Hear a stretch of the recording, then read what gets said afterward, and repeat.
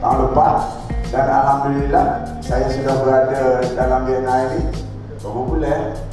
Beberapa bulan. BNI Negeri Kelantan, berikan tepuk tangan dulu.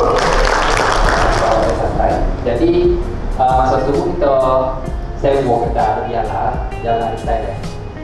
Begitu tengok tingkat. Lepas tu saya rasa ni pentakbir aja. Bermula dengan tiap-tiap cawangnya lah, silap-silap bahasa orang okey. Tapi duduk Kelantan. Jadilah ni tak ada tempat mana yang boleh pergi awak pergi tu. Walk in koyak saya nak jumpa toke awak. Kecuali di PNI.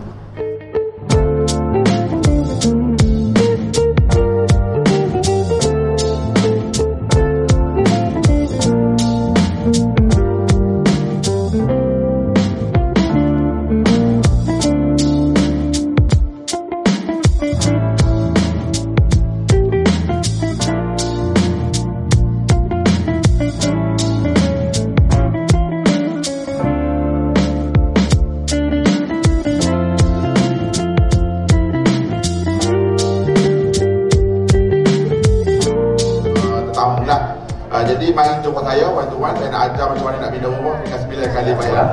Okey, nak cari barang suka jangan beli bagai kopi, beli bagai original daripada Lacoste. Assalamualaikum warahmatullahi wabarakatuh. Mereka perabot impian anda. Saya Nabila, founder Wiji Furniture dengan pengalaman 10 tahun dalam kerja. Shortlog ke kedai dalam industri 5 tahun. 185 projek siap. Hari Ibu, Mother's Day, siapa nak order bunga, cari saya. Boleh. Thank you. Okey.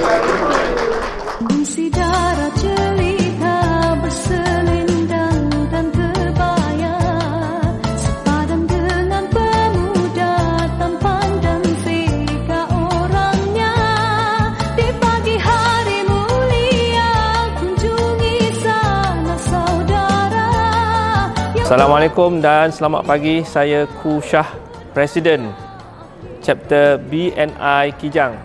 Pada hari ini kita mengadakan Business Open Day bagi meraihkan rakan-rakan rujukan BNI Chapter Kijang dan juga tetamu jemputan dan juga para pemerhati.